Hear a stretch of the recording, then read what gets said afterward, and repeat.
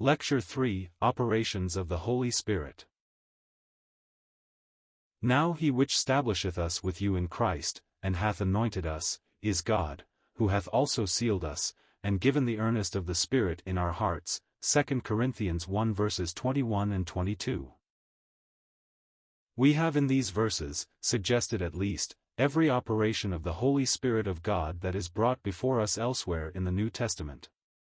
There is absolutely no ministry of the Holy Spirit as far as the believer is concerned that is not touched on here. In the Revised Version there is a slight change which helps to make it clearer. Now he which establisheth us with you into Christ, and hath anointed us, is God. When we think of establishment into Christ by the Holy Spirit, we necessarily think, if we are intelligent in the understanding of the truth of Scripture, of three very definite operations of the Holy Spirit.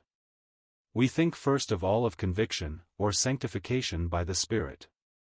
Secondly, we think of the new birth by the Spirit through the Word. And thirdly, we think of the baptism of the Holy Spirit. All these operations are involved in the establishment of a believer into Christ. No one is in Christ by natural birth.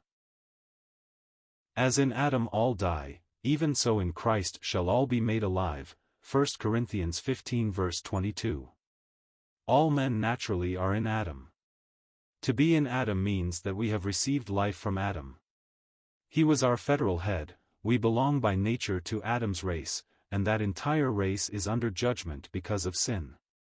To be in Christ means that we have received life from Christ, and that He, the risen exalted one in heaven, is the head of a new race, a new creation to which we now belong.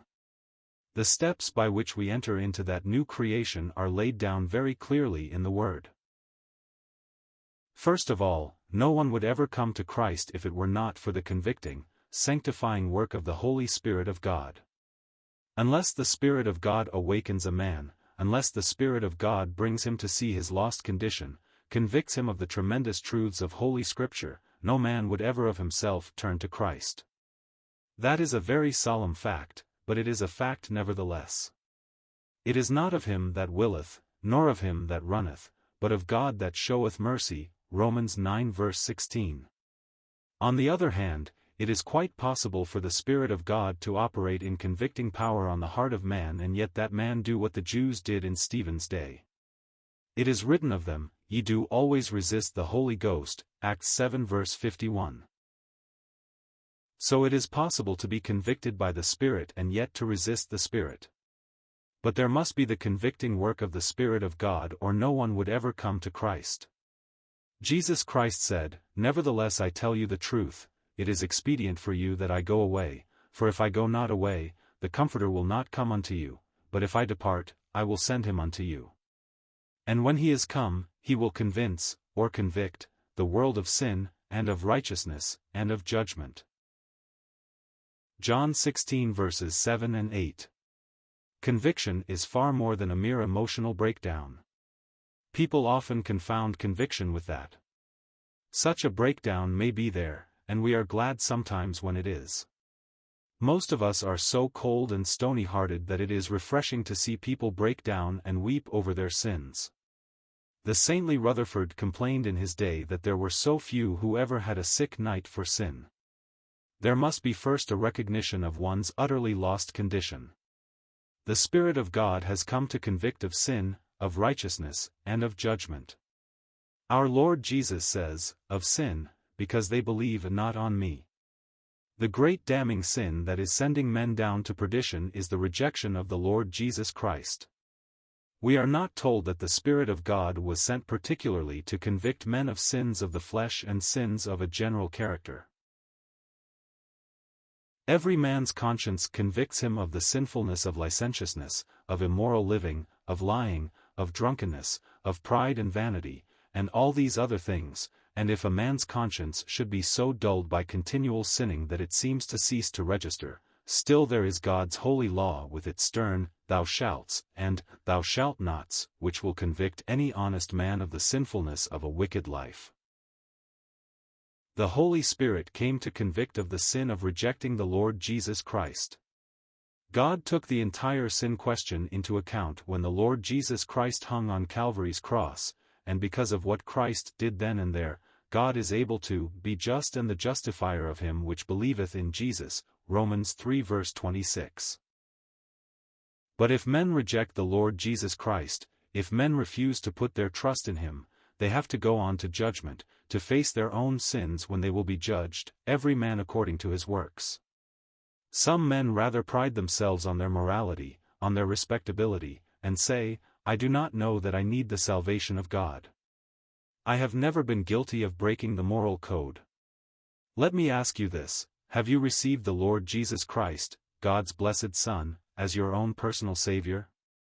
If not, if you are still rejecting him, you are guilty of the worst sin that anyone can possibly commit, for God has given heaven's best, in sending his blessed Son to earth to bleed and die for your redemption. Can there be any greater sin, any worse offense in the eyes of a holy God, than to reject that Savior, to trample on his grace, and spurn his loving kindness? It is the work of the Spirit of God to convict men of the sin of the rejection of Christ, and then to convict of righteousness. That is, to show men that though they have no righteousness of their own, God has provided one for them in his risen Son. And so the Apostle cries, would be found in him, not having mine own righteousness, which is of the law, but that which is through the faith of Christ, the righteousness which is of God by faith. Phil 3:9. Yet Saul of Tarsus did not feel that way in his unconverted days. It was not until the Spirit of God convicted him of righteousness that he said, Now I see it. I gladly part with every pretension to righteousness of my own, would be found in Christ. The Holy Spirit comes to convict of judgment. Not merely of judgment to come, but of the fact that this world is already under judgment, and that every believer is brought out from that judgment, and is raised up with this risen Christ, and so is called to walk apart from the world. Jesus said, because the prince of this world is judged, John 16 verse 11. Satan is the prince of this world, and at the cross the ancient prophecy was fulfilled, it shall bruise thy head, and thou shalt bruise his heel, Genesis 3 verse 15. At the cross Satan bruised the heel of the Son of God, but there his own head was bruised, and now he is a judged prince, and the entire scene that recognizes his authority is under judgment. You and I are called by grace to step out from it all and take our place with the Christ whom the world rejected. Scripture sometimes uses another term for the convicting work of the Spirit of God, it speaks of the sanctification of the Spirit.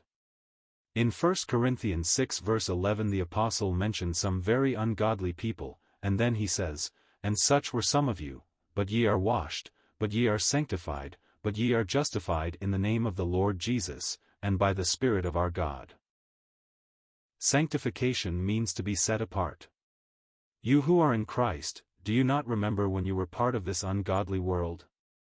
You lived for the world and for self, and then the hour came when earthly things began to pall upon you, you lost your appetite for the pleasures of the world and you were deeply concerned about your sinful and lost condition.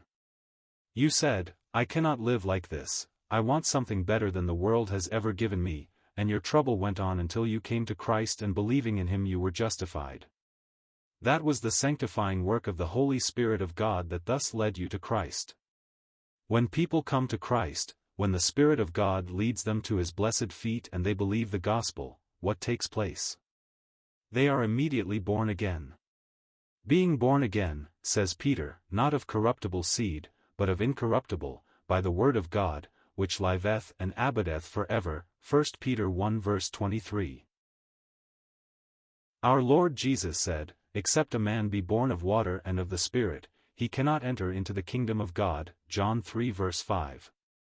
People get confused about the water in that verse. They imagine sometimes that it means baptism, but Christian baptism had not been instituted when the Lord Jesus used those words. The best way to find out what it means is to go through John's writings and see how he speaks of water. You remember Jesus said to the woman at the well, Whosoever drinketh of this water shall thirst again, but whosoever drinketh of the water that I shall give him shall never thirst, but the water that I shall give him shall be in him a well of water springing up into everlasting life. Whatever water means in John 3, it means exactly the same in John 4, and Jesus is not talking about drinking the water of baptism. Even when we are immersed we close our lips, we do not drink the water. But he is speaking of another kind of water altogether. We read in Revelation 22 verse 17. Whosoever will, let him take of the water of life freely. What is the water of life? It is the offer of life that Jesus gives, the message that we have here in the Word of God. That Word has cleansing and refreshing power, and when we receive the Word in the simplicity of faith we are regenerated, by the washing of regeneration, and renewing of the Holy Ghost. Titus 3 verse 5. So then, the Spirit convicts, sanctifies, and regenerates through the Word, and more than that, the Spirit puts us into the body of Christ. By one Spirit are we all baptized into one body, 1 Corinthians 12 verse 12. Some time ago we were just so many units utterly uninterested in one another, but through grace we have been led not only to know that we are saved ourselves, but we have been brought into a blessed and hallowed unity with all fellow believers. We are members of that one body of which our Lord Jesus Christ is the head. That is what it is to be established into Christ. And then notice the next operation of the Spirit mentioned here, and hath anointed us. The anointing is for service and illumination. You remember in Old Testament times 3 kinds of people were anointed with oil: prophets, priests, and kings, and oil is the recognized type of the Holy Spirit. After his baptism in the Jordan, Jesus was anointed by God with the Holy Ghost and with power. When the Spirit of God descended upon him in a special way, that was his anointing for his threefold office. He was prophet on earth, he is priest in heaven, and he will be king when he comes again, and this blessed ministry is all in the power of the Holy Spirit. Though our Lord Jesus Christ was God, yet as to his manhood he chose to do all his works in the Spirit's power, and so as believers we are anointed by the Spirit, and even the youngest believer has this anointing. You may have been converted only a day or 2 ago, but the Spirit of God now dwells in you as the anointing, and when you want instruction and power for service, look up to God that he by the Spirit may give you the instruction you need through the Word, and that he may empower you to serve him. In the next place we read, who hath also sealed us. A seal speaks of ownership. The same Holy Spirit who regenerated us, who baptized us into the body of Christ, who is our anointing for service and our illumination, dwells within us as the seal that we belong to God.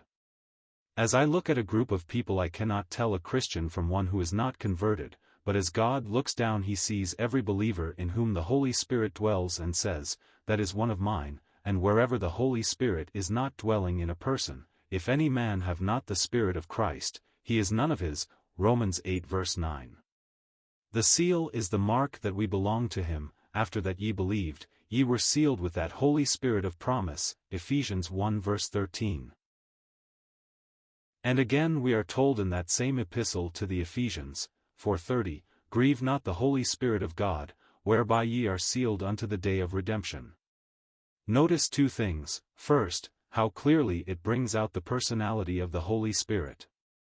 You cannot grieve anything that is not personal.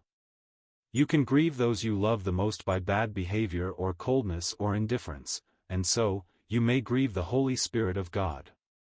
The Holy Spirit dwells in you to claim you for Christ, and if you are careless in your life as a believer, allowing worldliness or carnality or anything that is unchristlike a place in your life, you are grieving the Holy Spirit of God. You might expect it to go on, grieve not the Holy Spirit of God, lest he leave you, lest you grieve him away, but it says, grieve not the Holy Spirit of God, whereby ye are sealed unto the day of redemption. This suggests the abiding presence of the Holy Spirit of God. He which hath begun a good work in you will perform it until the day of Jesus Christ, Phil 1:6. When he is come, our Savior tells us, he shall abide with you for ever, John 14 verse 16. The very reason you should not grieve him is that he remains within you whether grieved or ungrieved, but if your behavior is such that you are grieving the Holy Spirit, you are going to be a very unhappy Christian. The happy Christian is the one living in the power of an ungrieved spirit. It is absolutely impossible to live carelessly and be happy. The happy Christian is the holy Christian. The Apostle adds, in closing this passage, and given the earnest of the Spirit in our hearts. The Holy Spirit dwelling within us is the earnest of that full blessing which we are to have at the coming of our Lord Jesus Christ and our gathering together unto Him, and the more the Holy Spirit is given His right of way in our lives now, the more we are permitted to enjoy of that which shall be ours in all its fullness some day. And so we see that the filling of the Holy Spirit is connected with the earnest. Be not drunk with wine, wherein is excess, but be filled with the Spirit, Ephesians 5 verse 18. He lives within us, and everything that we enjoy of a spiritual nature we enjoy through the indwelling Holy Spirit. But, someone says, I feel so limited at times, there is so much I ought to enter into, so much more God has for me that I do not seem to lay hold on. 8. Here comes the admonition, be filled with the Spirit. Every believer has the Holy Spirit in him as the earnest. Someone says, but you mean we need more of the Holy Spirit? No, I do not mean that at all. The Holy Spirit is a person, and He lives in you, and so I do not say you need more of the Holy Spirit, but I do say the Holy Spirit wants to possess more of you. That is the trouble with so many of us, we crowd the Spirit of God off into some one corner of our hearts.